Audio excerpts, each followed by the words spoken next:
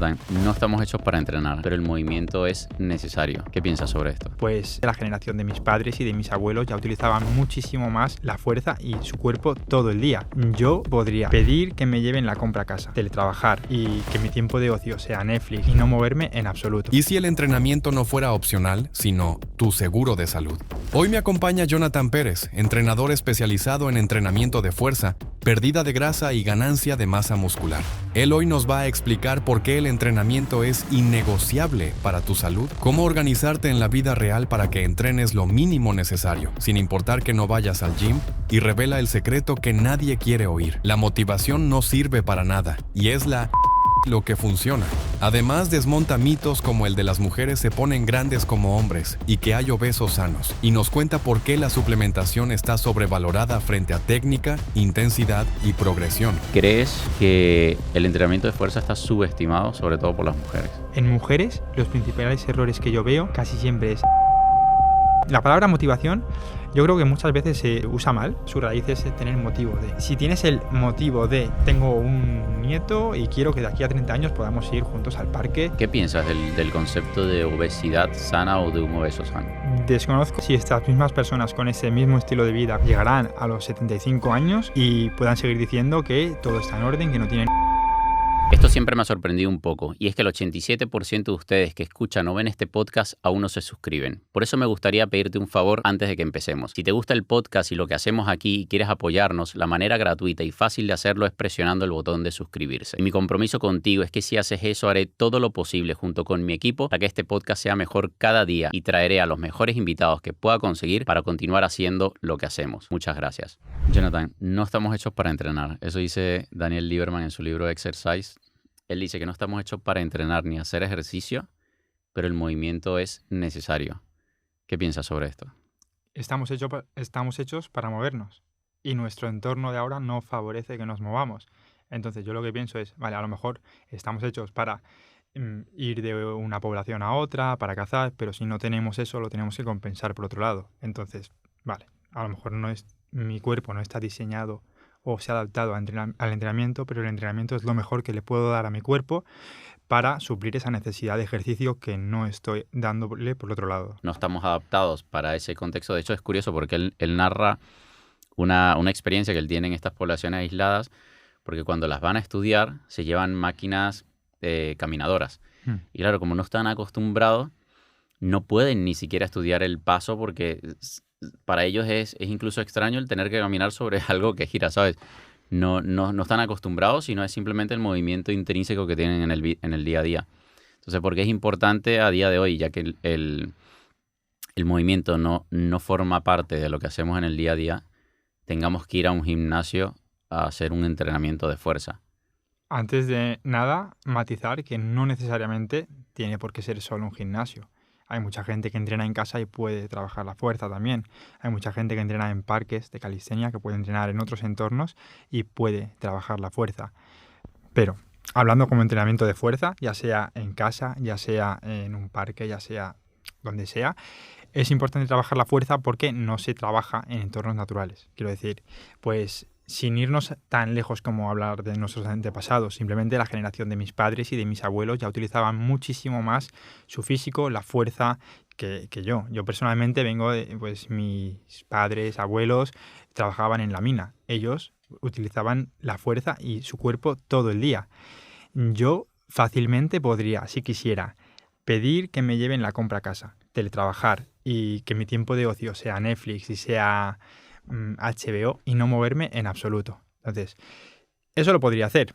No lo hago, lo podría hacer, pero si lo hiciese, pues al menos tendría que compensar, ya sea como mínimo, un minimísimo, 3 días, a lo mejor 4, 3 días de fuerza en un gimnasio o donde sea. Ahora, eso es un mínimo. Yo como recomendación general recomiendo que nos movamos todos los días lo máximo posible y que sí que le dediquemos esos 3 días de fuerza como mínimo. Eso te iba a preguntar, ¿hasta qué punto entonces, seguramente más adelante nos meteremos en frecuencia, en algunas otras variables del mundo del entrenamiento, pero hasta qué punto sería el entrenamiento de fuerza innegociable, teniendo en cuenta de que a día de hoy nuestro trabajo, nuestro día a día no requiere ejercer fuerza prácticamente para nada, era lo que tú decías, todo lo puedes pedir, todo está al alcance del pulgar. Si hablamos de salud, es 100% innegociable. Una persona puede decir, no, pues yo no entreno, no hago ejercicio y estoy todo el día en el sofá y tengo las analíticas bien. Bueno, de momento, ya veremos a largo plazo qué pasa. Yo he trabajado muchos años y con mucha gente y últimamente especialmente más con gente mayor y ya te digo que no es la misma vejez o tercera edad que tienes si has hecho ejercicio toda tu vida o a que si no lo has hecho. Pues en internet va dando vueltas la famosa imagen que se compara el corte transversal, la musculatura que tiene una persona en la pierna de 70 años sedentaria versus una persona que había hecho ejercicio, triatlón en este caso. Tenía mucha más masa muscular, pero es que no solo masa muscular, es que cuando hablamos de fuerza muchas veces solo pensamos en masa muscular. Está también la masa ósea. En esa misma imagen tan famosa vemos que la persona que hace ejercicio tiene mucha más masa ósea o densidad ósea que la persona que no. Y sí que fácilmente intuimos que las personas mayores son más susceptibles de caerse. ¿Por qué son más susceptibles de caerse? Pues a lo mejor porque tienen menos masa muscular, porque han trabajado menos su cuerpo y en el momento que se caen, si tienen huesos más débiles, pues a lo mejor es más fácil que se rompa. Eso, hablando de salud, en lesiones. A nivel metabólico, a nivel hormonal, estado de ánimo, nuestro cuerpo se ha adaptado al movimiento. Entonces, si hablamos de salud, es 100% necesario el entrenamiento de fuerza. Me parece curioso que menciones si hablamos de salud.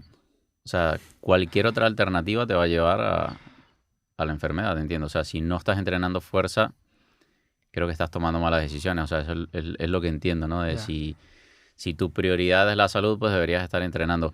Cuando tú hablas de entrenamiento de fuerza, porque aquí yo creo que es donde se pierde la mayoría en la interpretación del concepto. Mucha gente te va a decir, pero yo no quiero ser más fuerte. ¿A qué te refieres cuando dices entrenar fuerza o entrenar la fuerza?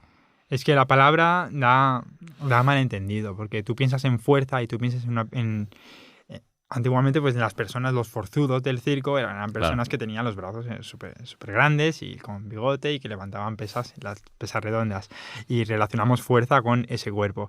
Pero yo cuando hablo de fuerza, hablo de entrenamiento con resistencia. Y realmente fuerza es todo. Si yo ahora me levanto de esta silla, estoy haciendo fuerza con mis piernas. Si yo ahora agarro este vaso, estoy haciendo fuerza con mis brazos.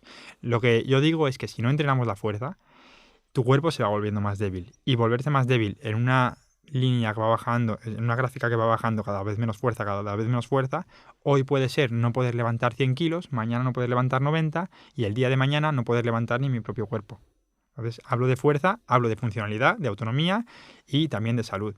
Antes decías, es curioso que tengamos que matizar, que hablemos de salud. Es que hay mucha gente también que entrena, pues a lo mejor porque su objetivo ahora mismo es la estética, es sentirse mejor emocionalmente, pero indirectamente, aunque no lo sepan, están trabajando la salud.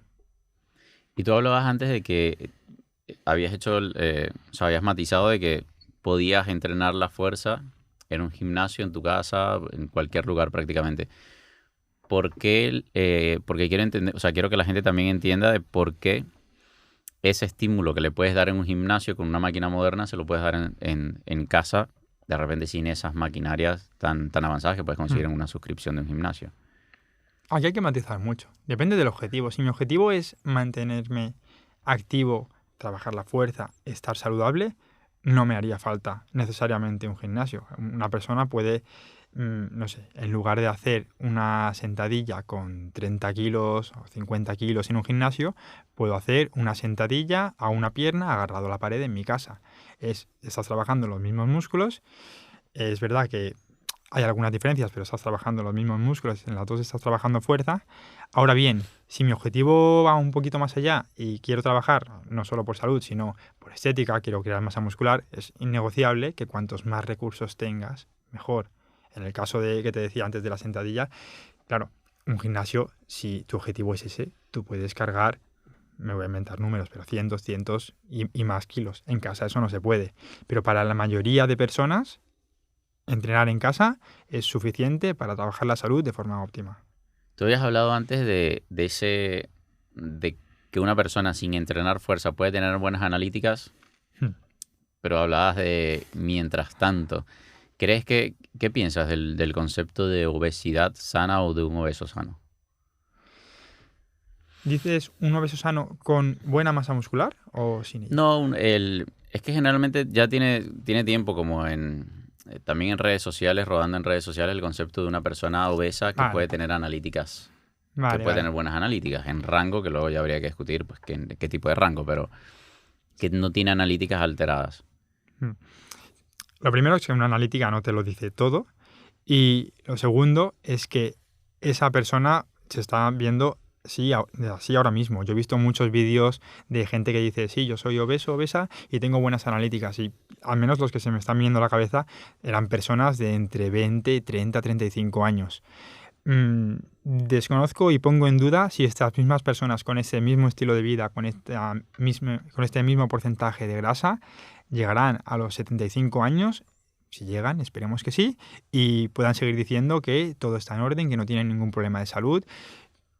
Los huesos, por ejemplo, ya no hablamos de analíticas. Si mides 1,50 y pesas 90 kilos, seguramente no llegarás con la misma salud ósea a los 80 años que si pesases mucho menos y tuvieses menos grasa. Antes te matizaba, por abrirte otro tema, si hablabas de gente obesa con buena masa muscular o no. Porque eso es muy interesante. Por ejemplo, yo una vez escuché que los strongmans eran los obesos saludables. Porque es verdad que están pasados de peso. Si solo mirásemos el IMC, que no es tan relevante, pero si solo lo mirásemos, un strongman es obeso, pero tiene mucha masa muscular. Entonces, yo personalmente preferiría, siempre que hablemos de personas que no toman ninguna sustancia, ¿vale? Claro. Yo preferiría un strongman pasado de peso y con buena masa muscular a una persona que no hace nada de ejercicio y que tiene poca grasa porque come poquito, pero no tiene nada de masa muscular. Claro, que por lo menos yo creo que, yo opino en base también a como la evidencia más reciente, que un poco desmiente también el tema de los obesos sanos, que estás como en un limbo, es decir, tu cuerpo todavía por lo resiliente que es, está intentando adaptar o está intentando sobrevivir y no se ve reflejado en una analítica. Yo creo, obviamente no es tema para meterme el día de hoy, pero creo que lo mismo ocurrirá o puede ocurrir con los culturistas, que se están de repente ciclando, utilizando uso de esteroides anabólicos y te dicen, no, mi analítica está perfecta. Vete a saber si a futuro no van a pagar igual las consecuencias.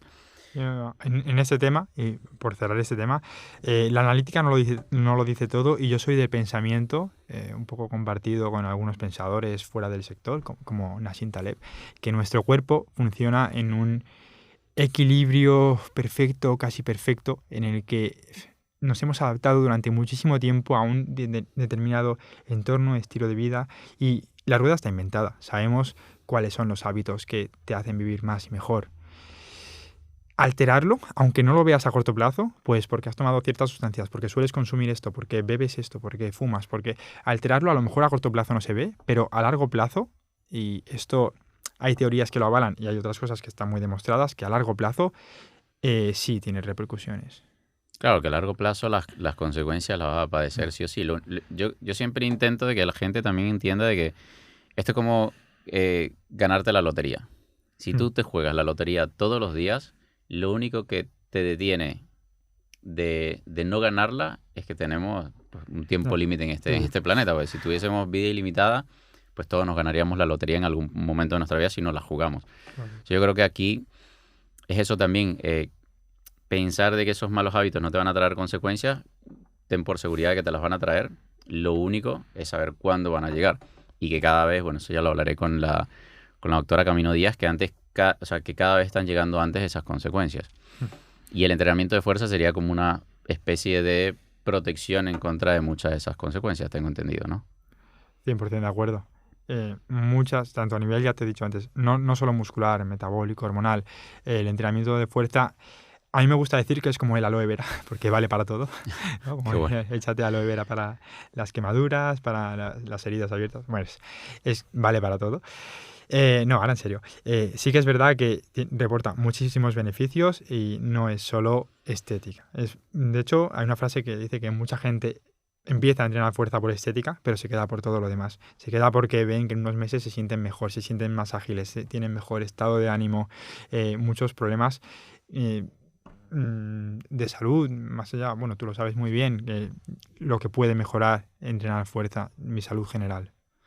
¿Qué le dirías? Porque hay uno de los, creo que los mitos o lo que constantemente detiene a mucha gente a introducirse en el entrenamiento de fuerza es lo que tú decías antes, como se relaciona esa fuerza al volumen muscular, piensan que por entrenar fuerza o por entrenar pesas, que es lo que generalmente se habla, van automáticamente a ponerse grandes, ¿no? La famosa frase, no me quiero poner como un hombre, que te lo dicen muchas mujeres. Eso te iba a decir, esto principalmente me lo dicen muchas mujeres.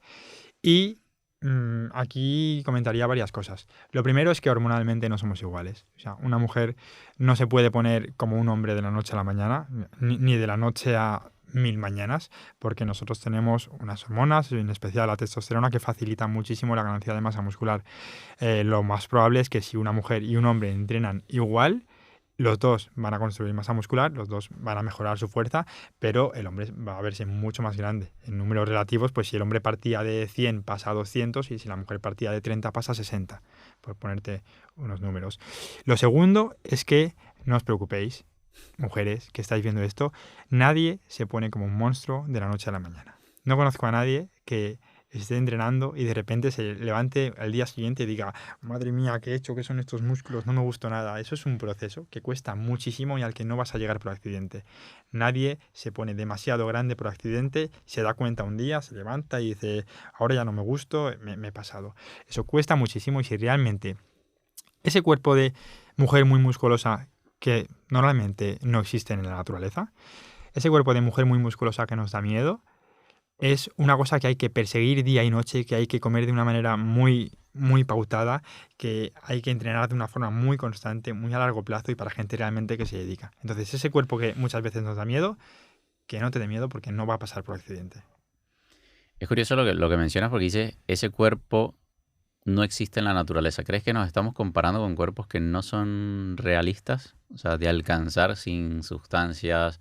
Porque al final, de hecho, hay un vídeo que no hace mucho viralizó mucho en redes, que era el cuerpo musculoso de los superhéroes hace una década, hace no sí, mucho. Lo he visto. Y eran cuerpos que a día de hoy tú dices, o sea, no me jodas. Entonces, claro, creo que cada vez los cuerpos que estamos viendo en mejor forma física en redes sociales son cada vez menos, no quiero decir menos fáciles de alcanzar, sino prácticamente imposibles si no utilizas ninguna sustancia ergogénica, llámese esteroides anabólicos, etcétera. Sí, realmente, lo que decía antes de cuerpos que no están en la naturaleza, estaba pensando en mujeres porque estábamos hablando de mujeres, entonces ya tienes esa dificultad del tema hormonal para conseguir ese cuerpo tan musculoso, sí que sí o sí es una persona que ha consumido seguramente otras sustancias. Luego, tanto mujeres como en hombres, sí que nos estamos comparando cada vez con unos estándares mayores, pues al final las redes sociales nos exponen a mucha más gente y dentro de esa gente pues ves personas que usan unas u otras sustancias y mucha gente también que no lo reconoce y te hace pensar que eso es perfectamente posible, natural y viable. En muchos casos no es así. Hay que tener un poquito de criterio a la hora de verlo, pero también es verdad que depende mucho de la genética. Y aquí quiero explicarlo bien. Una persona que tiene muy mala genética muy mala genética para desarrollar masa muscular, que esto puede pasar, es posible que haciéndolo todo bien llegue a tener el físico que tiene una persona con muy buena genética que hace, pues a lo mejor, un poquito de pesas y toma ciertas sustancias.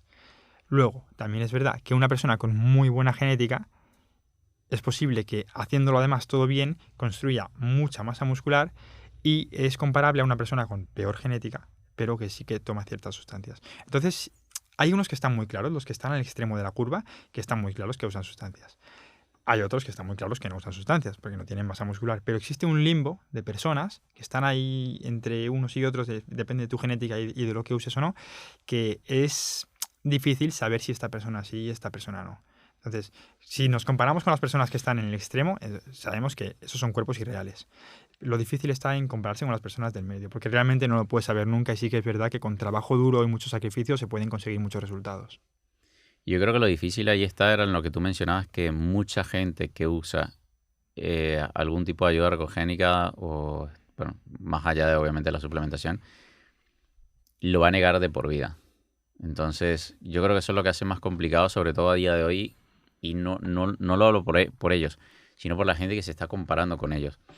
Entonces, claro, ves chicas que quieren tener las piernas o los glúteos de no voy a mencionar a ninguna, pero de muchas chicas que claramente en su proceso, sobre todo por los cambios en muy corto tiempo, claro, si te comparas con ella y no sé, no quieres irte a una competición, por ejemplo, no va a tener sentido de que utilices o de que quieras utilizar esteroides anabólicos, teniendo en cuenta además, bueno, los distintos efectos secundarios.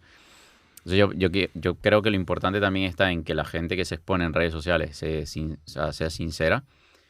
Y lo que pasa es que, claro, todavía sigue siendo un tema tabú allí fuera. Pero ¿hasta qué punto la genética puede evitar de que veas progreso? Porque creo que también, o sea, lo que no quiero es que la gente que nos esté escuchando se vaya a desmotivar porque diga, soy flaco y pues mi genética no me va a permitir ganar masa muscular, cuando incluso aún así tienes mucho margen para progresar. No, todos tenemos margen para progresar. Luego está el punto de construir un cuerpo excesivamente grande, que eso ya sí que todos los seres humanos tenemos una genética que nos lo impide por motivos evolutivos y de seguridad, pero sí que cualquier cuerpo tiene mucho margen de progreso y de construir masa muscular si entrena y hace las cosas bien, si entrena, si come bien, si descansa bien, si estructura bien el entrenamiento, si no simplemente va al gimnasio por ir y hace pues el circuito básico que está en la entrada del gimnasio. Si haces las cosas bien, te aseguro que tengas la genética que tengas, tienes mucho margen de progreso. Y por abrir otro melón, se habla mucho en internet de si no, porque yo soy ectomorfo, entonces soy muy delgado, no, porque yo soy mesomorfo, endomorfo, los típicos que se reconocen a sí mismos como ectomorfos y por tanto creen que no van a poder construir masa muscular. Esto, mira, yo podría enseñarte una foto mía de cuando yo tenía 16 años y dirías, ectomorfo, muy flaco, este no va a poder muscular nunca. Podría enseñarte una misma foto mía con a lo mejor 25 años que pesaba, ya por ponerte números, con 16 años pesaba 61 kilos, con 25 pesaba 85 y tú ahí dirías pues que estoy muy pasado. Y ahora estoy en 74, 75 y dirías, no es ni ectomorfo ni... Bueno, entonces eso solo son etiquetas que nos han ido poniendo, pero tienes mucho margen de potencial si entrenas bien y no te limites a una palabra, porque te aseguro que ya, aunque te consideres ectomorfo, puedes ganar mucha masa muscular. Claro, eso es lo que no quiero, que la gente de repente pueda pensar de que por la estructura física que tengan, porque tú y yo creo que venimos del mismo lugar, siendo personas ectomorfas sumamente delgadas, y hemos tenido un proceso, obviamente, pues, a largo plazo que nos ha permitido ganar masa muscular que a día de hoy, por lo menos para mí, es una cantidad que puedo sostener en el tiempo. Porque luego lo otro, también hay que pensar de que esos cuerpos con los que nos estamos comparando, en muchos casos no solamente no son reales, porque se han ayudado con esteroides anabólicos, sino que en muchos casos no son sostenibles y no son saludables. Sí. Entonces que al final es un gasto para el cuerpo el tener que sostener esa cantidad de masa muscular, sobre todo en el tiempo. Sí me gustaría saber si crees que el entrenamiento de fuerza está subestimado, sobre todo por las mujeres, que no le dan la importancia que se merece justamente por este mito de que piensan de repente que es un entrenamiento para hombres, un entrenamiento para gente que quiere necesariamente ganar masa muscular. Sí, pero cada vez menos. Creo que gracias a perfiles como el tuyo, como el mío y muchísimos más, en redes sociales y no solo en redes sociales, incluso desde los sistemas sanitarios dicen que cada vez es más importante la fuerza. Yo creo que es un mensaje que está calando, que permeabiliza en la sociedad y que cada vez lo vemos como algo más importante. Históricamente, yo por experiencia, pues frecuento gimnasios casi cada día, a lo mejor 4 o 5 días a la semana, y hace 10 años yo veía pues una mujer por cada 10 hombres. El otro día, y esto es verdad, esto pasó la semana pasada, me puse a contar por curiosidad, digo, a ver cuántas mujeres y cuántos hombres hay. Y era hora más o menos punta, eran las 8 de la tarde, y vi más o menos casi la mitad de mujeres que de hombres. El número estaba, y no en la zona de cardio, claro, en la zona de poleas. Sí. No, estábamos en la zona de poleas, de pesas, y empecé a contar gente, y había mucha mujer joven, pues te hablo de 18, 25 años, y más o menos era mitad. Así que yo creo que sí, históricamente sí, se ha subestimado mucho, pero que eso está cambiando y va a cambiar más.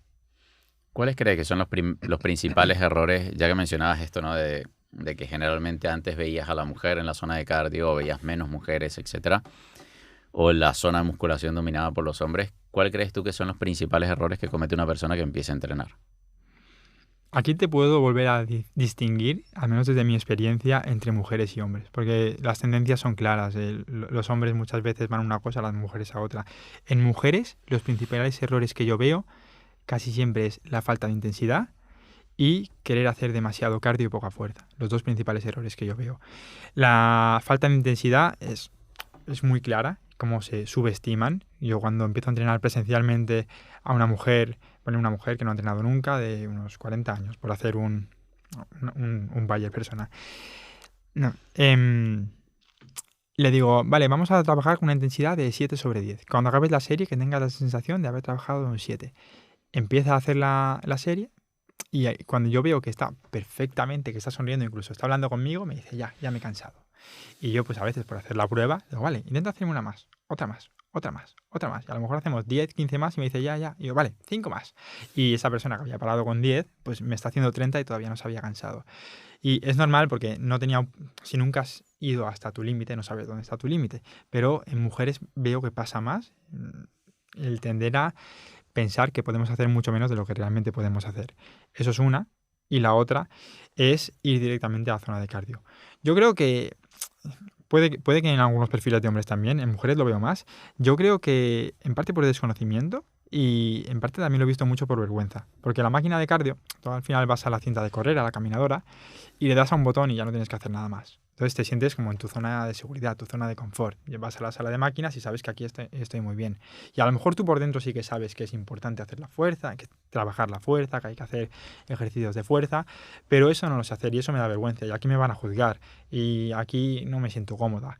Y en cambio en esta máquina pues le doy a un botón y estoy haciendo ejercicio. Y yo creo que eso también pesa mucho.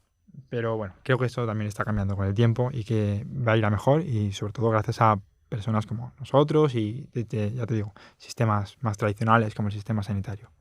Luego, si hablamos de hombres, los errores más comunes muchas veces, diría que es incluso al revés, a veces mucha más intensidad de la que yo recomendaría, especialmente en gente muy joven. Cuando empiezas con 16, 18 años, quieres entrenar todos los días, quieres hacer un solo grupo muscular este día hasta machacarlo, hasta que no pueda moverme el día siguiente. Eso es un error. No siempre hay que ir a tope, no siempre hay que ir al fallo, no siempre hay que entrenar a 50 series por cada sesión. Y puede que incluso el principal error que veo. ¿Crees que a la mayoría de la gente le cuesta, porque me llama la atención de que incluso hay estudios que demuestran que gente que tiene experiencia en el mundo del entrenamiento no llega a la intensidad que generalmente se recomienda, ¿no? De que luego analizas y están quedando una intensidad entre 5 y 6/10. ¿Por qué crees? O sea, ¿cuál sería la razón por la cual la mayor parte de la gente que va y entrena no está consiguiendo entrenar a una intensidad correcta? La causa pueden ser muchas. Puede ser simplemente desconocimiento. Si yo no sé dónde está mi límite, no sé cuándo estoy cerca del límite, no haberlo intentado nunca, no haber probado, vale, voy a hacer un AMRAP en este ejercicio y entonces voy a saber cuál es mi 100% para luego poder trabajar al 90 o al 80. También, pues, la aversión al dolor y al sufrimiento, porque no lo vamos a negar. Si tú haces una sentadilla al fallo a 15 o 20 repeticiones, pues ese día no quieres vivir más. Entonces, pues muchas veces, por no experimentar esas sensaciones negativas, pues nuestro cuerpo dice, vale, ya está, déjalo aquí. Las causas, yo diría que son esas dos. Las soluciones, si queremos forzarnos a entrenar con una intensidad realmente moderada, alta, cuando tenemos que hacerlo, yo aquí le recomiendo a la gente principiante, porque a la gente de 20 años que quieren ir a tope no hace falta, porque eso ya van a tope. Pero un perfil, esto lo vi ayer mismo, una persona debe tener unos 50 y pocos años, que no había entrenado nunca, está empezando y yo quiero que progrese en intensidad. Esta persona tenía miedo. Estábamos haciendo un leg press y esta persona dice, no, yo no le quiero poner peso porque me voy a hacer daño. Y es muy normal, es muy frecuente encontrarse estos miedos. Entonces, yo no le fuerzo, no le digo, no, yo sé que puedes con 40 kilos. Yo sé que puede con 40 kilos en esa máquina, estoy convencido. Pero esa persona se siente bien con 20. Vale, no pasa nada. Hoy empezamos con 20. La semana que viene, 25. La semana que viene, 25, pero más repeticiones. La siguiente, a lo mejor le ponemos 30. Entonces, vale, no pasa nada. Empezamos con intensidad media, pero prométeme que semana a semana le subirás una repetición o un kilito más. conforme tú te vayas sintiendo seguro o segura. Y al final, a largo plazo, pues a lo mejor pasarán 3 meses y ya empezaremos a trabajar con la intensidad con la que yo hubiese empezado el primer día. No pasa nada, antes no te sentías segura, pues ya llegaremos, no hay prisa.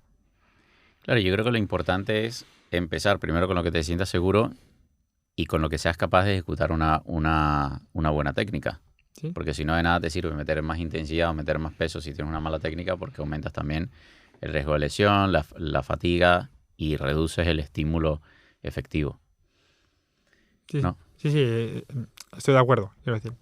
Que la base es, primero, obviamente, enseñar bien la técnica, especialmente en ejercicios que pueden ser un poco más comprometidos. A partir de ahí buscas el punto en el que esa persona se siente segura y a partir de ahí vas progresando. Te iba a preguntar algo porque sí, a mí hay un estudio que me llamó mucho la atención cuando lo miré, que era prácticamente a un 100%, o sea, vamos a resumirlo como si fuesen 100 personas, al 100% de la muestra, tú le dabas un mismo entrenamiento sin que estuviese adaptado y la mayoría progresa. Entonces mi pregunta es que tú hablabas de si hacías el entrenamiento, el típico entrenamiento que te da el gimnasio cuando llegas, que no todos te lo dan aparte. Pero ¿por qué se puede progresar con cualquier entreno que hagas, pero sería un error no individualizar o no personalizar ese entrenamiento? Aquí hablamos de uno de los principios de entrenamiento, que es el principio de individualización, y vamos a hablar de este mismo estudio que comentas. Si tú ves el gráfico de los resultados individuales de cada persona, casi todos progresan. Un pequeño porcentaje de personas no progresa, incluso hay algunos porcentajes algunas barras que van hacia abajo, que en las medidas que medían habían empeorado. Esto también depende del punto de partida. Vale, lo curioso es que si tú ves este gráfico, hay personas que empeoran un poquito, unas poquitas personas que se mantienen, la mayoría de personas mejoran un poco y unos pocos mejoran muchísimo. ¿Qué significa? Que ese entreno ha sido muy, muy adecuado para unos pocos, algo adecuado para la mayoría de personas y muy poco adecuado para unos poquitos. Ese entreno en concreto le ha servido muy bien a unas pocas personas. Pues ¿por qué no buscar el entreno que me sirva muy bien a mí? No sé si me explico. Pues en lugar de dejar tus resultados al azar, decir voy a coger este entreno y a ver si estoy dentro del grupo de los muy pocos, de los normales o de los muchos, pues ya en vez de yo adaptarme al entreno, adaptar el entreno a mí. Adaptar el entreno a mis objetivos, a mis necesidades, a mis horarios, a mi contexto, a mis preferencias. Habrá ejercicios que me gusten, ejercicios que no me gusten y por tanto ejercicios donde subjetivamente voy a rendir más y otros en los que voy a rendir menos.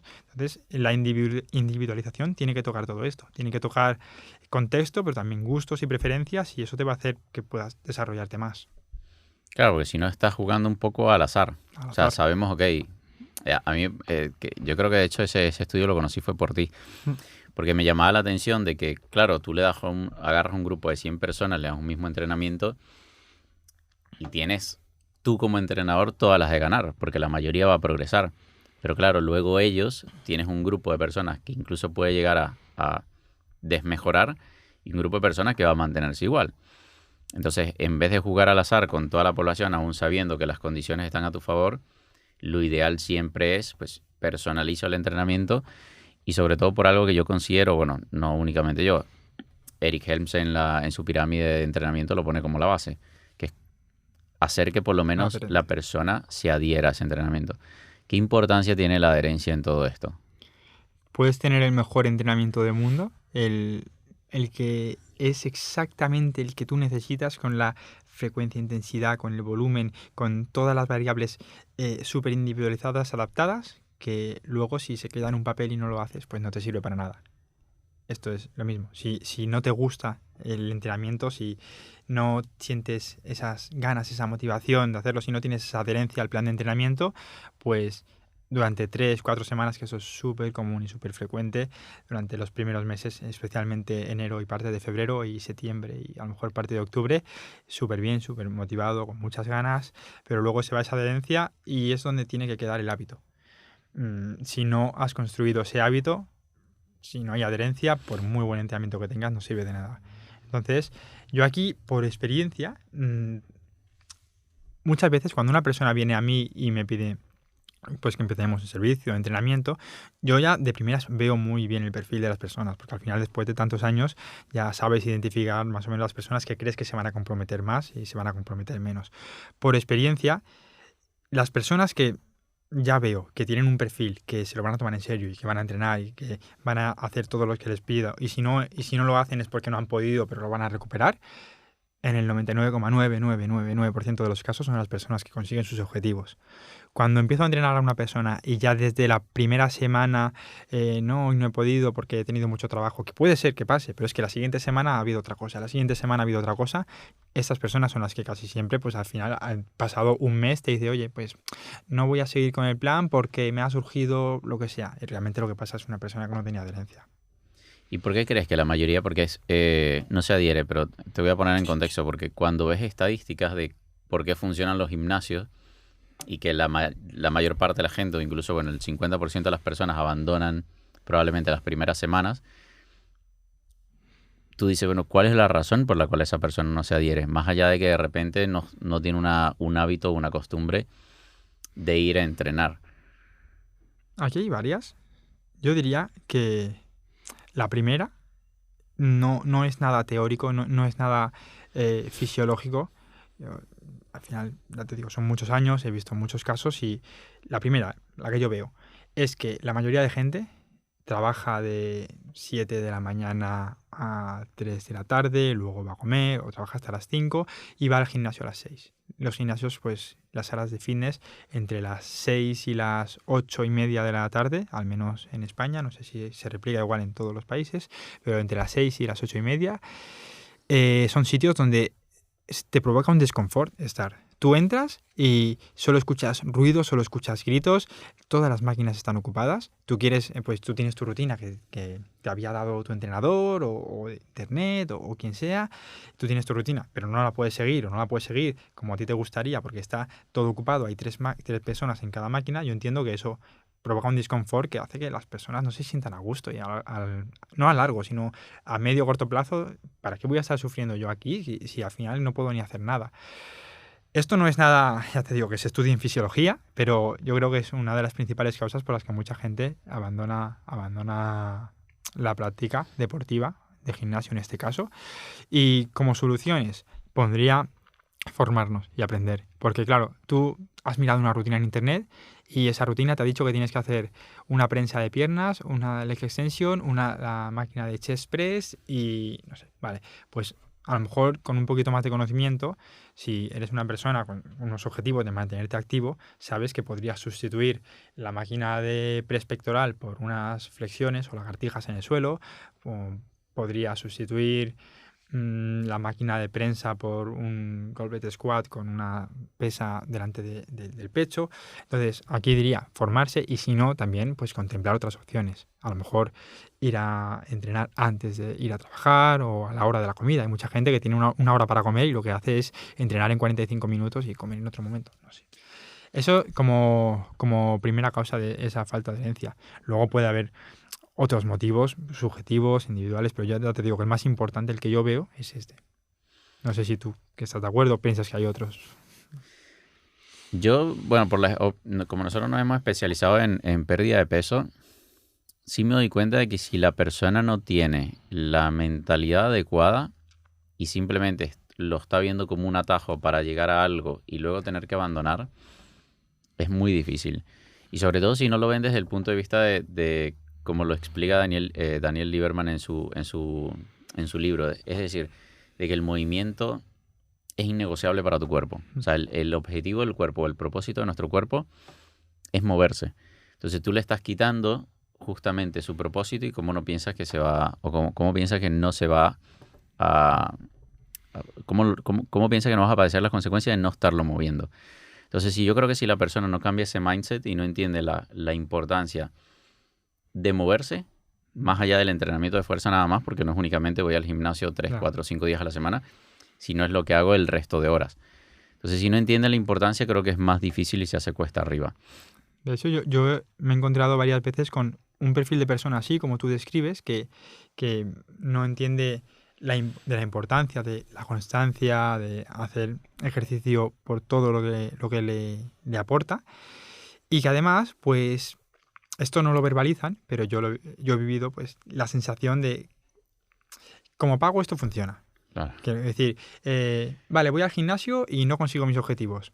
voy a pagar a un entrenador para conseguir mis objetivos. No, es que además tienes que hacer las cosas que te piden. Porque a mí me ha pasado, pues, encontrarme un perfil, de repente, pues empezamos a trabajar juntos y darme cuenta que en su cabeza era como, ahora tengo un entrenador, las cosas tienen que ir mejor. Pero luego, pues en los reportes semanales, pues no había hecho tal cosa, no había hecho otra. Y es que no es contrato un entrenador y ya está, sino que al final lo más importante es lo que hagas en tu día a día, la constancia, la adherencia, el tener un motivo. Porque la palabra motivación yo creo que muchas veces se usa mal. Se identifica motivación como estar súper activado y tener ganas de comerte el mundo en cada entreno. Y la palabra motivación, se lo dice la propia palabra, su raíz es tener motivo de. Si tú tienes, esto creo que lo decía Nietzsche, que si tienes un motivo puedes soportar cualquier cómo. Si tienes el motivo de tengo un nieto y quiero que de aquí a 30 años podamos ir juntos al parque y yo tener un cuerpo para poder disfrutar de los momentos con él. Si tengo el motivo de, pues que tengo 20 años y quiero mejorar mi aspecto físico para ganar más autoestima. Si tengo el motivo de, tengo diabetes y quiero mejorar mi masa muscular para temas de la resistencia a la insulina. Si yo tengo ese motivo, aunque un día tengas menos activación, menos ganas, al final cumples porque tienes un motivo a largo plazo. Y hay muchas estrategias para visualizar ese objetivo, dividirlos, ese motivo, ese objetivo a largo plazo en pequeños a corto plazo, pero es muy importante haber reflexionado sobre nuestro objetivo, sobre nuestro motivo.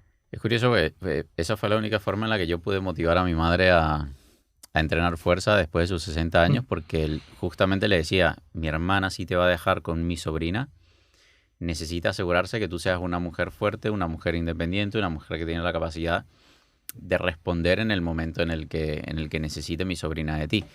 Entonces yo creo que a mí me gusta llamarle propósito, no motivo, pero siempre y cuando tú tengas esa motivación que va más allá de lo que suele ver la persona, que es empieza la semana, es el día lunes o es el 1 de enero, o me compré unos zapatos nuevos o ropa nueva para estrenar, o estoy estrenando gimnasio, por ejemplo. Si tienes una motivación, un propósito más allá de eso, que generalmente lo tienen, porque la persona cuando llega, es curioso, porque no sé si a ti te pasa, pero a mí en esa primera sesión, yo les pregunto cuál es su objetivo, cuál es su propósito, bajar de peso. Pero tú empiezas a excavar en cuáles son las razones por las cuales llegaron a ti, y te das cuenta que es porque no se pueden agachar, porque no pueden respirar, porque no pueden alzar a sus niños, porque no se pueden amarrar las trenzas, no pueden hacer cosas del día a día por cuenta propia. Tenía una chica que la recuerdo siempre. Ella me decía, David, una de mis grandes pasiones es salir a bailar. Y ya no salgo a bailar porque la gente no me saca por su obesidad. Entonces, claro, cuando ya empiezas a ver que tu sobrepeso y tu obesidad te está limitando en tu día a día, eso es un mayor motivo que simplemente perder peso. Pues me pasa algo muy puntual, que es que cuando terminan el proceso de los 3 meses, que es generalmente lo que dura nuestra asesoría, y yo les pido el testimonio, Jonathan, es increíble porque luego te dicen todo lo que les ha cambiado la vida y nunca mencionan el peso. Y siempre las tengo que parar en seco y le digo, no, pero yo necesito que tú me digas el peso que has perdido. Ah, ya, perdí 12 kilos. Claro, pero entonces te das cuenta que no iba del peso, iba de la calidad de vida. Sí. Yo tengo alguna anécdota parecida. Al final lo que te importa no es lo que te diga la báscula, es el motivo, el propósito, que como tú le dices, que tienes detrás de eso. En nuestro caso, me acuerdo de esto hace a lo mejor casi 10 años, nos vino un formador externo a enseñarnos, a hacer una formación sobre entrenamiento personal, y a la hora de captar personas presencialmente nos decía que supiésemos, que investigásemos o que esas propias personas investigasen cuál era el motivo que tenían detrás de su motivo. Y lo que me decían era, por ejemplo, si te viene una persona de 20 años y te dice que quiere ponerse fuerte, muchas veces no quiere ponerse fuerte, quiere ligar más. Entonces, cuando tú a esa persona de 20 años le dices, ¿tú quieres ligar más? Que esto es un reduccionismo, porque hay muchas más cosas. No, pero es verdad. Pero sí, pero es verdad. Entonces, cuando verbalizas y tú le dices, tú quieres esto por esto, ¿verdad? Vale, pues vamos a trabajar para esto. Es un ejemplo. Otra persona con obesidad puede decir que lo que quiere es que no le duran los huesos, por ejemplo. Pero reflexionar bien sobre lo que hay detrás de ese objetivo es clave como fuente de motivación a largo plazo. Porque esos días que dices, hoy no me apetece, A mí hay una cosa del libro de James Clear de Hábitos Atómicos que me gusta muchísimo y lo he repetido muchísimo. Es permítete fallar una vez, pero no dos. Vale, hay un día puntual o una semana puntual que no has podido entrenar. Vale, ahora oblígate a que la semana siguiente no puedes fallar. Es verdad, yo creo que la mayoría falla justamente porque no le da la prioridad que se merece y siempre piensa que lo puedes hacer después. O sea, me da la sensación de que tú, Jonathan, yo, David o Miquel, que lo tenemos aquí de realizador, siempre para tu yo del futuro es todo más fácil. Entonces le dejamos siempre todo al yo del futuro, al David del futuro. No, bueno, ya lo haré más adelante. Entonces, claro, siempre es mucho más fácil dejarle la tarea a algo o a un momento que no ha llegado y no hacerte cargo tú ahora. Yo creo que a la mayoría lo que la detiene es eso y que no tienen, no que no tengan un propósito real, porque creo que lo que tú mencionabas es completamente, o sea, es igual de válido que yo quiera muscular porque quiero ligar o que quiera muscular porque quiero levantar a mi sobrina. O sea, es su motivación y su propósito en este momento. Pues si tienes 18 años y es ligar, pues ligar, es completamente válido. Si te quieres ver mejor frente al espejo, es completamente válido. Si lo que quieres es agacharte a amarrarte las trenzas o los cordones, es también igual de válido. Más allá del principio de individualización que mencionabas, ¿qué otros principios deberíamos estar cumpliendo a la hora de entrenar? Más allá de individualizar. Dentro de los muchos principios que podríamos comentar, para mí los más importantes son individualización, especificidad y sobrecarga progresiva. Especificidad significa hacer aquello que es idóneo, adecuado para tu objetivo.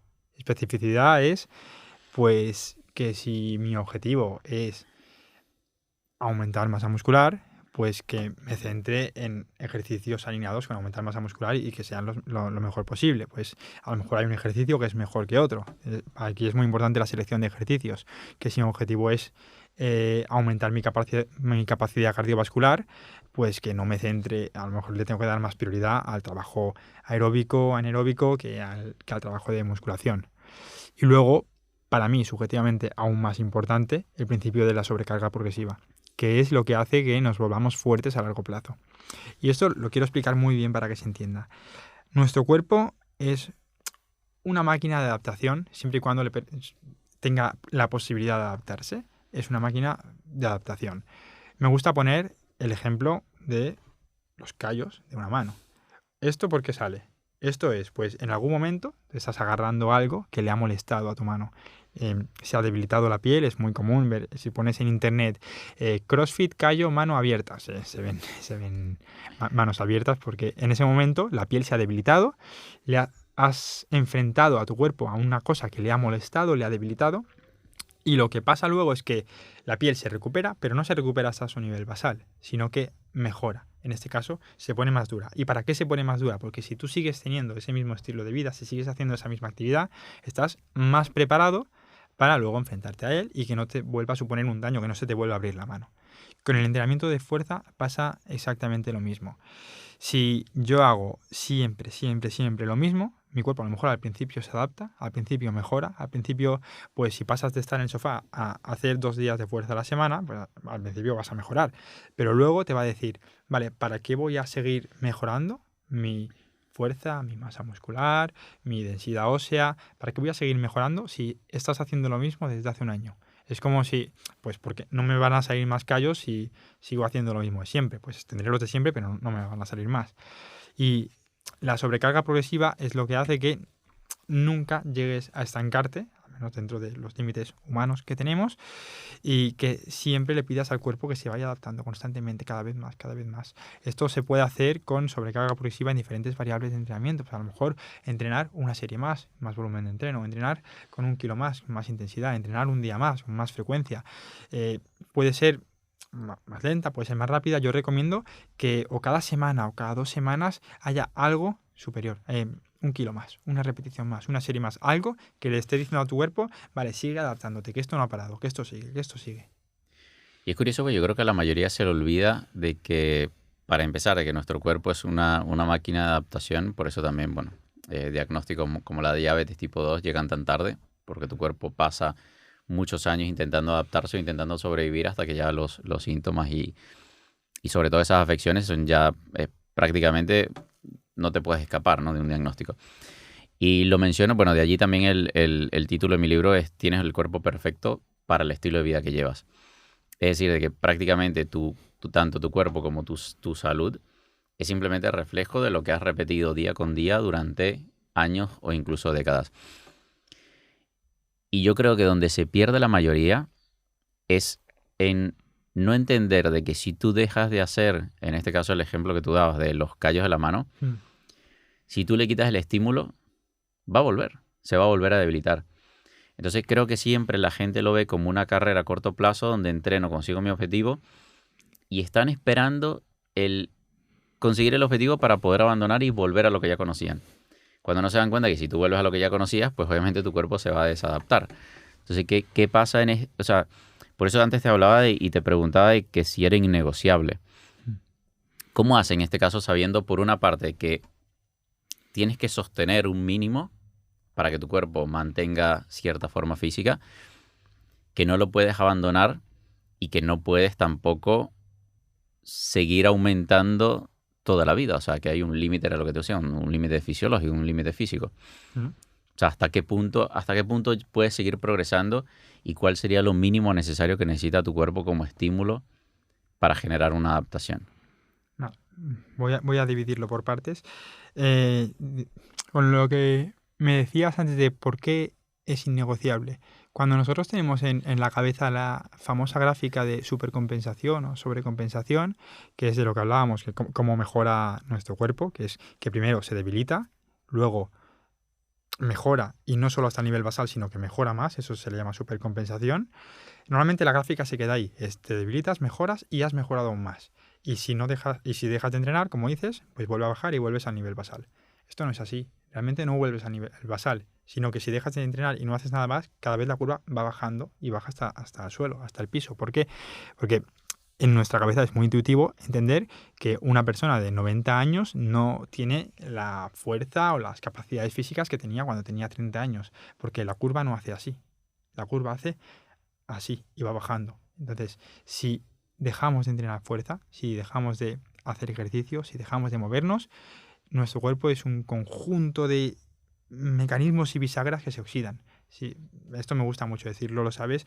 Mi cuerpo son muchas bisagras. Esto es una bisagra, esto es una bisagra, esto es una bisagra. E igual que si tú dejas de mover una bisagra en tu casa, pierde movilidad y se oxida o se atrofia, mi cuerpo también. Entonces, la tendencia natural de mi cuerpo va a ser empeorar, a no ser que yo le prohíba empeorar o empeorar al ritmo al que empeoraría si yo me dejo de mover. ¿Cuál es la segunda parte? ¿Cuál es el mínimo estímulo que tú necesitas justamente para que eso no ocurra? Vale. A mí, históricamente se suele decir que mínimo 2 días de fuerza a la semana. A mí personalmente me gusta decir mínimo 3 y si puedes 4 mejor. Porque los 2 días es un súper mínimo que yo solo se lo he puesto a 2 personas en mi vida y una de ellas era pues tenía 2 hijos, su padre en ese momento estaba en otro país viajando, tenía que encargarse de ellos, además trabajaba y era como, mira, mientras echen la siesta te haces 30 minutitos de fuerza. Vale, salvo en casos súper contados, las típicas excusas de que no tengo tiempo no son verdad, casi siempre. Al final, ahora es muy fácil, los móviles abres ajustes y te dice cuántas horas le dedicas a la semana a cada red social. Y Instagram fácilmente, bueno, en mi caso no es tanto, ahora no recuerdo qué número era, pero me gusta ver unos vídeos en YouTube de unas personas que están viajando y lo miran de vez en cuando y fácilmente más de 10 horas al día. El promedio es 7 horas al día de uso de pantallas móviles.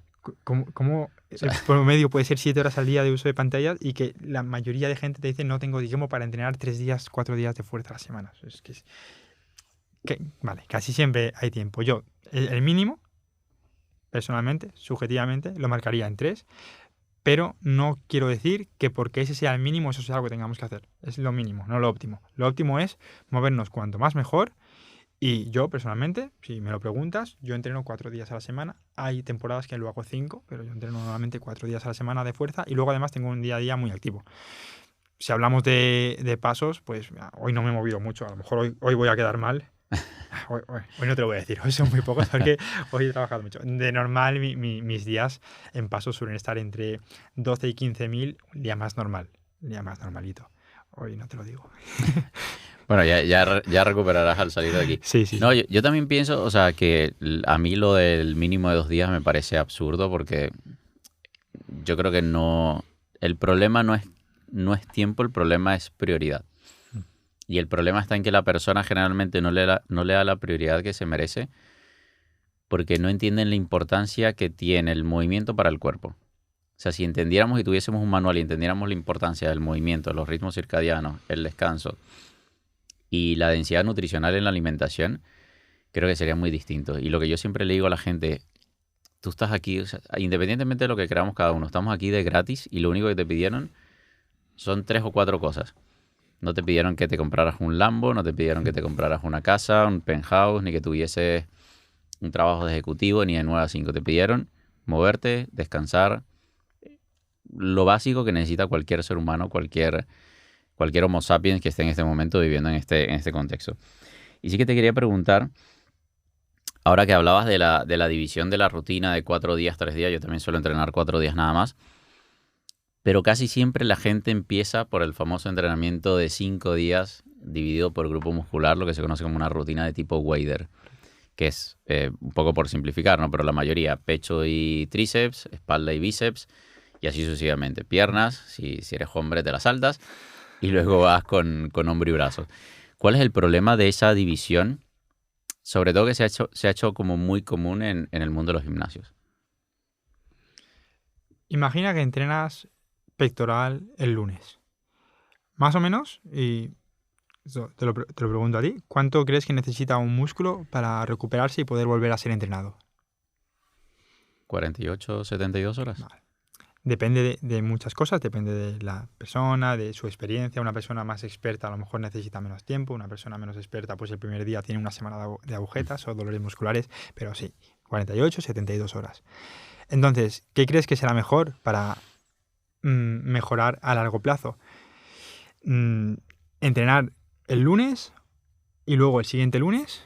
¿O entrenar el lunes y el jueves y luego el lunes y el jueves? Al final hay más estímulo efectivo del que te puedes recuperar si entreno lunes y jueves el pectoral que si solo entreno el lunes.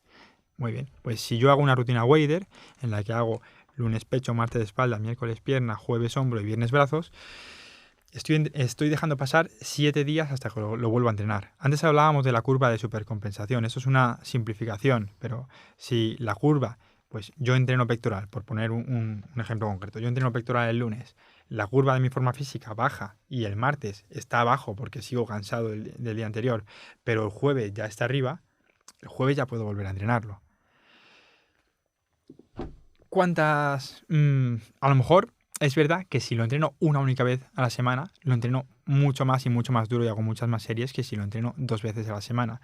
Pero prefiero 1000 veces hacer 8 series el lunes y 8 el jueves a 13 o 14 solo el lunes. Porque también es verdad que si lo haces todo el mismo día, las últimas series no van a ser como las primeras porque hay mucha fatiga. No tiene la misma calidad. Para que nos entendamos todos. Imagina que solo hablamos de press banca. Si tú haces 15 series de press banca el mismo día, la serie número 15 no se parece en nada a la primera. Si en cambio has hecho la mitad del lunes y la mitad del jueves, seguramente la última serie del jueves es mucho mejor que la última serie del lunes si solo lo hubieras hecho un día. Entonces, ese es el sentido, lo he simplificado muchísimo, pero ese es el sentido de aumentar la frecuencia de entrenamiento. Hacer que no entrenes los grupos musculares una vez a la semana con la rutina Wader que me has expuesto, sino dividirla de forma un poquito más inteligente, de tal manera que la fatiga no se moleste de un día a otro, pero que puedas aumentar volumen de entreno, aumentar series de trabajo. ¿Y cuál sería entonces la frecuencia ideal si hablamos por grupo muscular? Porque claro, yo lo que lo entiendo es, siempre intento dar el ejemplo de un deportista de élite, suponiendo Cristiano Ronaldo, un Messi. No puedes pretender de que Cristiano Ronaldo sea bueno en el fútbol si él nada más practica fútbol los días lunes cada semana. ¿Por qué? Porque el tiempo que pasa para que él vuelva a mejorar o para que él vuelva a practicar para mejorar es muy largo. Entonces, claro, teniendo en cuenta que hay que acortar esos tiempos para aumentar la frecuencia con la que entrenas, que para quien no entienda el concepto de frecuencia, simplemente si yo te pregunto, pues ¿cuántas veces Jonathan va a comprar el pan a la semana? Pues ya está, 3 veces, pues tu frecuencia es 3. Entonces, ¿cuántas veces a la semana tendríamos que estar entrenando un grupo muscular para estarlo haciendo de forma óptima?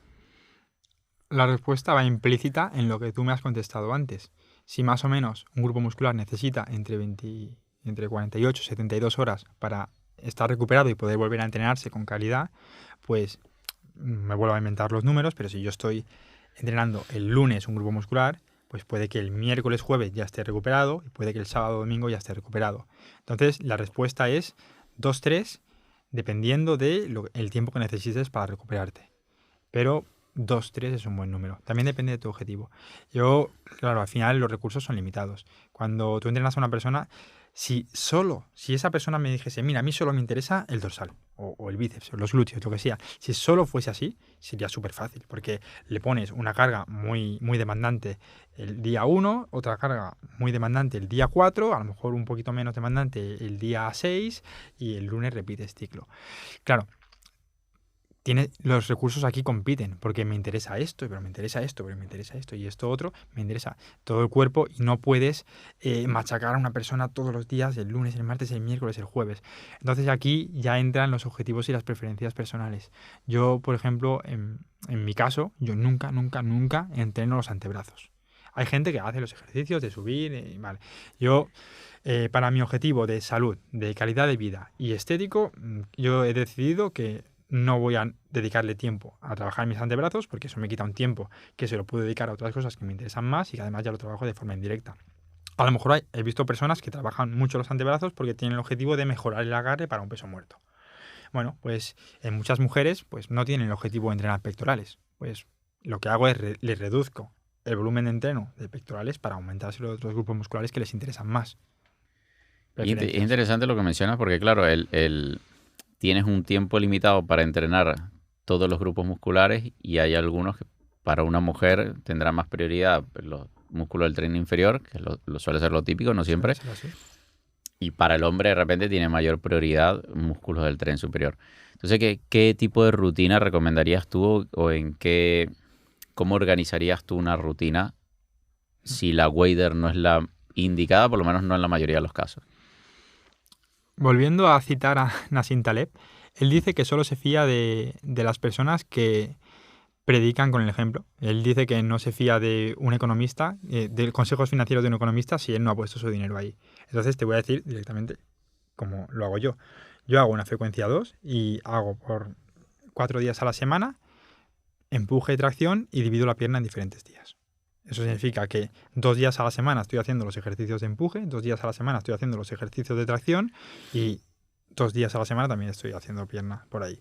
Entonces, esa es una y es la que yo estoy haciendo ahora mismo, la que llevo haciendo mucho tiempo. Empuje y tracción y divido la pierna en diferentes días. No hago solo un día de piernas, sino que a lo mejor pues un mismo día empiezo por piernas y luego hago algo de pectoral.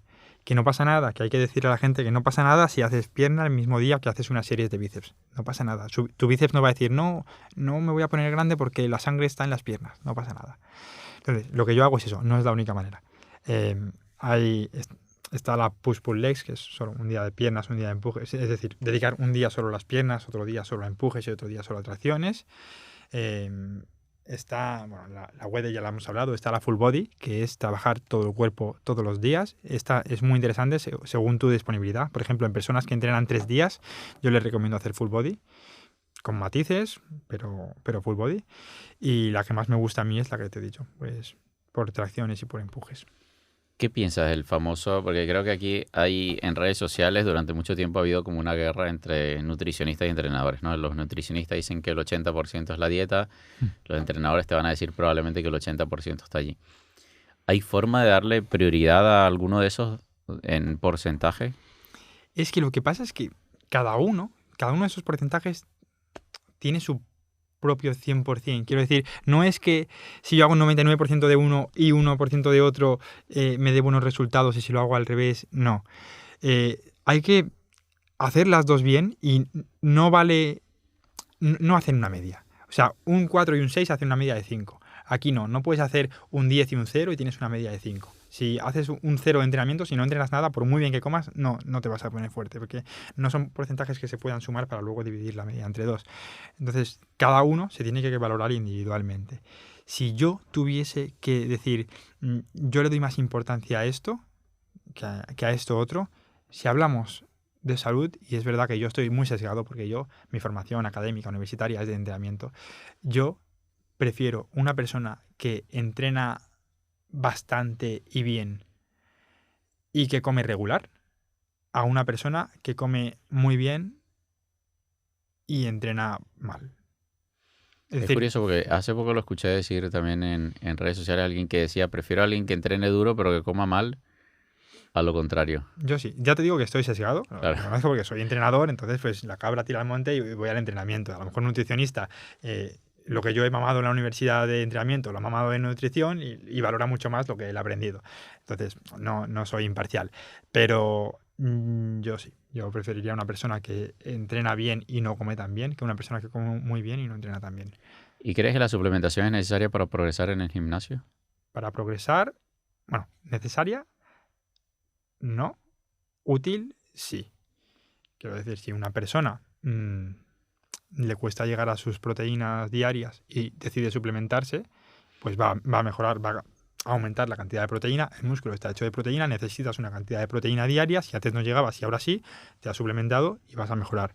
¿Eso significa que la única manera de llegar a tus proteínas diarias es gracias a la suplementación? Pues otra vez voy a defender mi argumento con mi experiencia personal. Yo llevo sin tomar un batido de proteínas 5 o 6 años. Y quien dice proteínas dice cualquier otro tipo de suplemento. Yo no tomo absolutamente ningún suplemento. No tengo nada en contra de la creatina, no tengo nada en contra, incluso tengo cosas a favor. Creo que es bueno tomar ciertos suplementos, magnesio y otros que a lo mejor no están tan presentes en la dieta. Pero yo, personalmente, no me suplemento en nada y he seguido mejorando. Y cuando he querido subir de peso y he querido aumentar masa muscular, lo he hecho. Cuando he querido definir, lo he hecho. Entonces, no creo que sea indispensable, no creo que sin eso no haya manera de hacerlo, pero sí que es una ayuda. No se puede negar que eso está ahí por algo. Y aunque hay mucho marketing detrás, en principio hay algunos que sí funcionan para lo que se dice que tienen que funcionar. ¿No crees que está sobrevalorado el mundo de la suplementación? Bueno, sí, porque mucha gente empieza la casa por el tejado. Eso es... entreno súper bien, como súper bien y tomo creatina. Ay, ¿qué creatina usas? Bueno, pues primero entrena súper bien y come mucho bien para hacer las cosas como yo, y luego ese 10%, ese 5% extra que me genera el suplemento, pues vale, lo puedes consumir o no, pero casi toda la casa está construida con trabajo y con alimentación. La suplementación te puede dar un plus que además para la mayoría de personas, en mi opinión, no es necesario. Para la mayoría de objetivos no es necesario. Pero sí que es verdad que si buscas esa excelencia, una persona que compite tiene que tomar suplementos sí o sí porque compite contra otra gente que toma suplementos. Pero yo, para mi contexto, para mis objetivos, para mi caso, ¿para qué? Sí, yo pienso exactamente igual que tú. Yo creo que para la mayoría de la población no son indispensables, salvo lo que tú decías. Creo que hay suplementos a día de hoy que tiene sentido incluirlos, como el magnesio, porque pues, obviamente por la desmineralización de los propios vegetales, las frutas, etcétera, la desmineralización del agua también. Creo que hay suplementos de que cada vez a día de hoy se están volviendo ya un indispensable dentro de la dieta, pero luego me da la sensación de que donde la gente suele poner el ojo no le va a hacer la diferencia por lo que tú decías, porque no tienes un entrenamiento óptimo, porque no llevas una dieta densa en nutrientes ni rica en proteínas. Entonces, claro, si tienes obviamente una dieta deficiente en proteínas, pues, por supuesto, si metes un batido de proteínas te va a ayudar. Pero pudieses empezar por primero intentar buscar aportar ese déficit de proteína, cubrirlo desde la alimentación. Y si pensamos en los más clásicos, los BCAAs, la glutamina, save your money, ya, ese dinero te lo ahorras, lo inviertes en formarte o en un entrenador y estoy seguro que por hacer una mejor selección de los ejercicios vas a conseguir mejores resultados que lo que te ha dado la glutamina, los BCAAs y que no te van a aportar.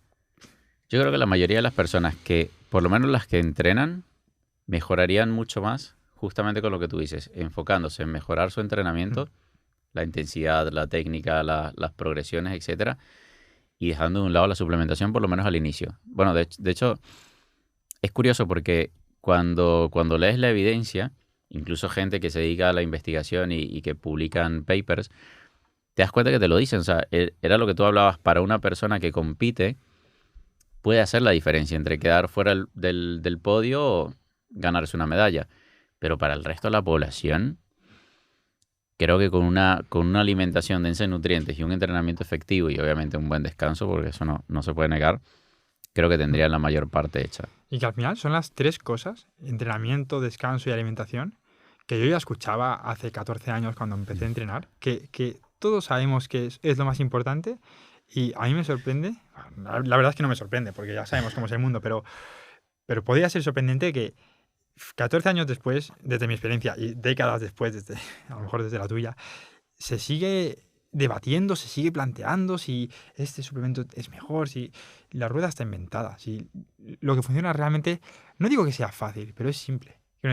Entrenar y entrenar bien es muy simple. Comer y comer bien es muy simple. Luego, a lo mejor no es fácil porque te han acostumbrado desde pequeño a premiarte con dulces y cuando pues has tenido un día muy estresante quieres comerte una caja de donuts. Vale, a lo mejor lo difícil es decir que no, pero los conceptos son muy simples. La gente generalmente ya sabe lo que sí es bueno comer y lo que no. Sabe que hacer ejercicio de fuerza es bueno, sabe que descansar es bueno, pero lo difícil está en aplicarlo. Pero el concepto, a mí me sorprende que después de tantos años tengamos que seguir explicándolo. Es curioso, ¿verdad? Porque no ha cambiado absolutamente nada. Siempre el mundo del fitness o la industria del fitness está inventando cosas nuevas, pero al final lo que funciona sigue siendo... Y con lo que la mayoría de la población pudiese tener el mejor físico de su vida, porque la realidad es que la mayor parte de la población va hacia el sobrepeso y la obesidad, pues son con las bases mínimas que sabemos todo y que las sabemos, lo que tú decías, desde hace décadas. Antes hablábamos del objetivo que puede tener cada persona a la hora de entrenar. ¿A qué se refiere cuando una mujer dice quiero tonificar? Cuando me dicen eso, lo primero que yo siempre digo desde hace muchos años es, bueno, a mí no me gusta esta palabra, pero te entiendo. Porque entendemos cuando esa persona, y es verdad que normalmente es esa mujer, cuando esa persona o esa mujer me dice quiero tonificar, en su cabeza lo que está pensando, pasando, es quiero convertir esta grasa en músculo. ¿Vale? O sea, quiero hacer un proceso en el que esa grasa se convierta en músculo. Y esto no es posible porque no existe una fórmula química mágica que pues agarre una fibra muscular agarre tejido adiposo de la grasa, ácidos grasos, y los convierta en proteína. Y digan, vale, ahora esto va a ser proteína y vas a construir músculo. Cuando alguien dice quiero tonificar, lo que realmente está diciendo es quiero tener ese cuerpo que tengo en mi cabeza, más o menos esas personas que he visto en Instagram, que están delgadas, marcadas, y se les nota buena masa muscular y se les ve en forma. Generalmente, entonces yo por eso le digo, no me gusta esa palabra, pero entiendo lo que me dices. No hace falta que me des más explicaciones.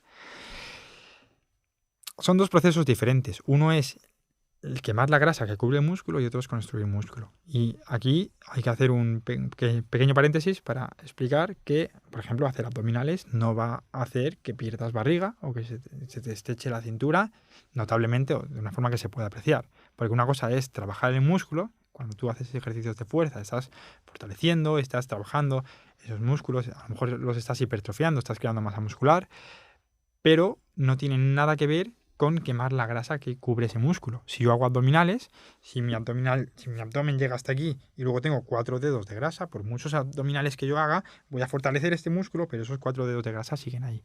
Y aquí el ejemplo que me gusta poner para que se entienda muy bien es que si yo a partir de mañana salgo a correr 1 hora todos los días, voy a ver que en unos meses pues habré perdido grasa de los brazos, y grasa del abdomen, y grasa de las piernas, y grasa de la papada, e incluso de la cara. Se me va a ver diferente. Y lo que realmente estás moviendo por salir a correr son las piernas. Entonces, no tiene nada que ver los músculos que tú estés usando en ese momento con de dónde vas a elegir la grasa que vas a utilizar como combustible en esa acción.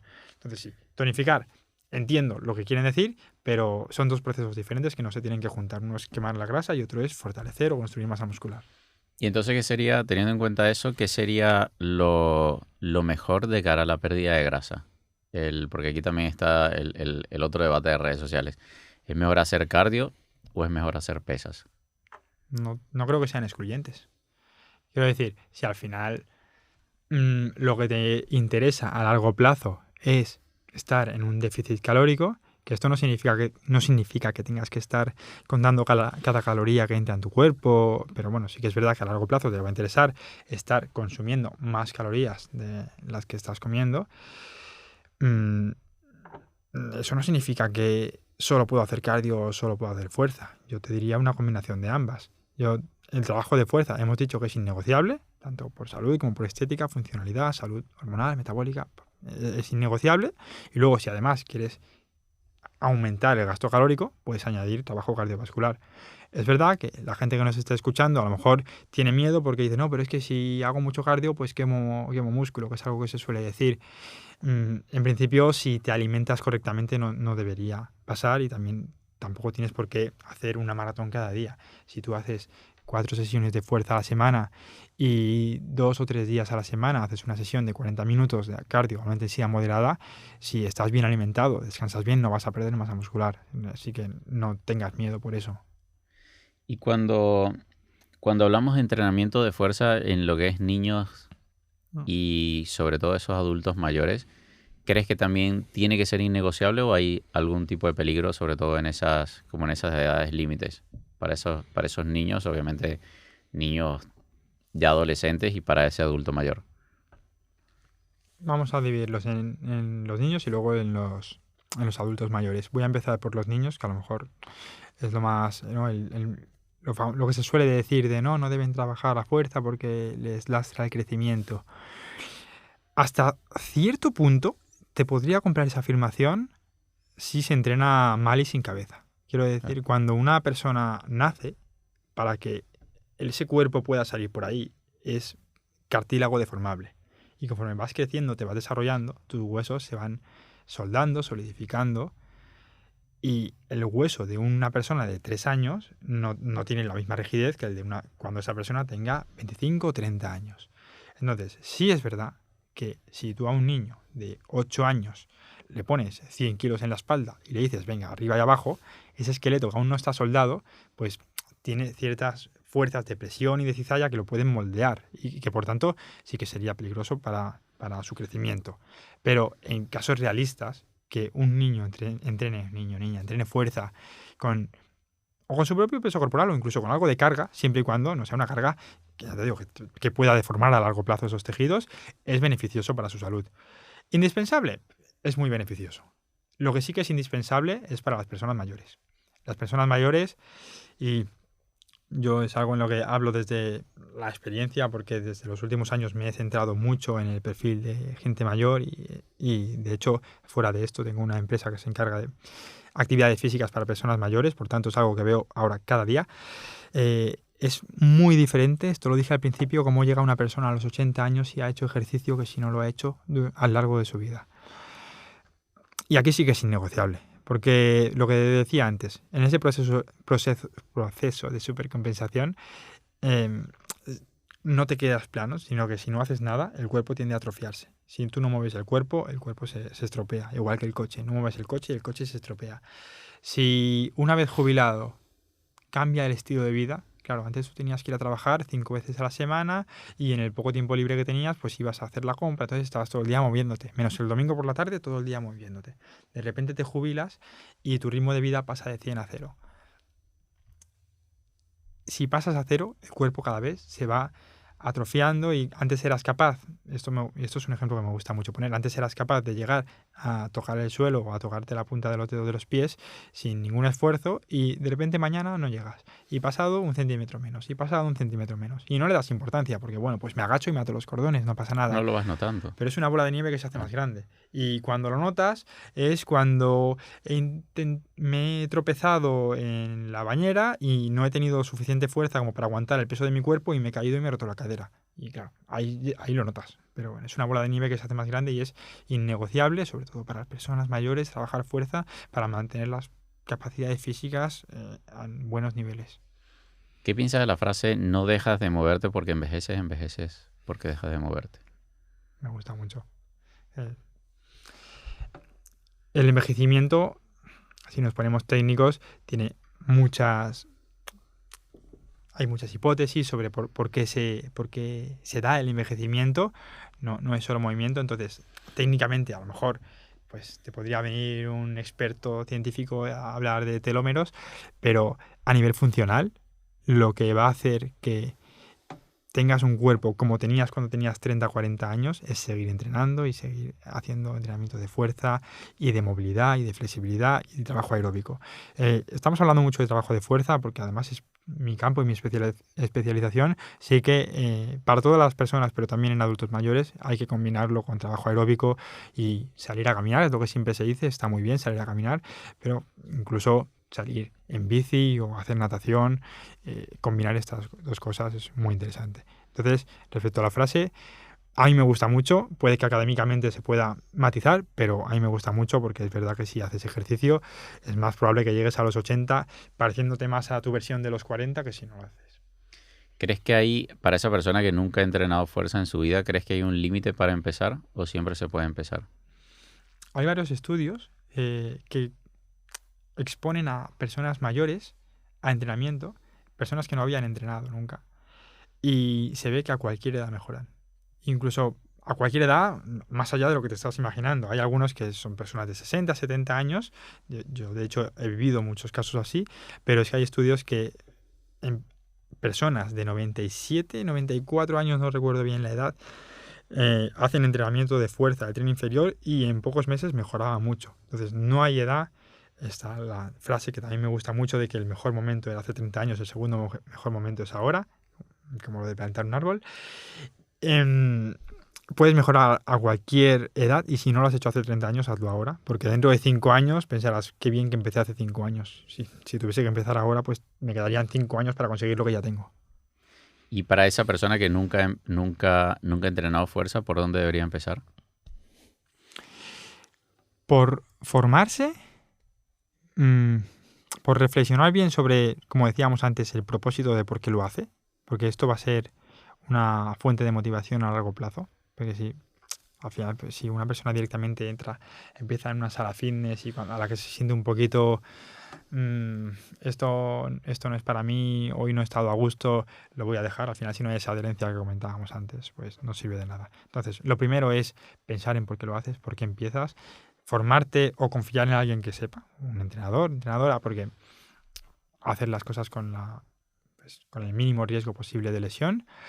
Y luego, pues depende ya del objetivo de la persona y del contexto. Si, no sé, pues por un ejemplo, hablamos de una persona de 35 años que trabaja sus 40 horas a la semana, pues a lo mejor empezaría por 3 días a la semana, una rutina full body que le ocupe unos 45 minutos de fuerza y lo combine con 30 minutos de ejercicio cardiovascular 2 o 3 veces a la semana.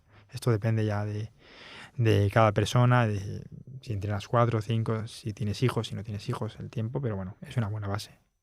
Sí, en base a mi experiencia, sobre todo trabajando con personas, con el equipo que tengo en personas en sobrepeso y obesidad, para mí el propósito lo hace todo. O sea, te das cuenta lo fácil que es para una persona cuando tiene un propósito claro y lo cuesta arriba que se le hace a alguien que no tiene una razón para la cual hacerlo. Un ejemplo de esto muy claro, y yo ya lo he vivido 2 veces, en mi experiencia es, tengo una boda en junio, quiero perder tantos kilos. Y lo consiguen. Y es increíble, pero es verdad que a lo mejor con métodos que no deberían hacer porque son muy estrictos, son muy restrictivos y luego está el famoso efecto rebote, pero cuando tienes ese propósito, tienes ese objetivo, tienes esa meta, dices, vale, quiero esto y entonces lo consigo. Pues eso mismo, pero más a largo plazo. No en junio, sino quiero vivir bien toda mi vida. Y hay una frase también que se escucha mucho, que es decir que el gimnasio o el ejercicio es muy desagradecido porque lo dejas y lo pierdes. Bueno, es que no hay que dejarlo. Es que esto es una cosa que te acompaña toda tu vida. Y no te digo que tengas que estar toda tu vida yendo 5 veces a la semana con la intensidad de los niños de 20 años que se están dejando el alma en cada serie que hacen. Pero a nivel mantenimiento, entrenar fuerza, entrenar con cierta intensidad, yo eso lo veo como algo que nos tiene que acompañar toda la vida por lo que decíamos al principio, porque antes trabajábamos en la mina o teníamos que cazar o teníamos que construir cabañas y ahora pues de alguna forma habrá que compensar ese movimiento para el que mi cuerpo está diseñado. Sí, que al final lo que hablábamos, lo enlazo con lo que comentábamos al principio, no estamos hechos para entrenar, pero se ha hecho indispensable porque ya el contexto no nos permite movernos. Jonathan, mil gracias por haberte venido. Muchas gracias a ti.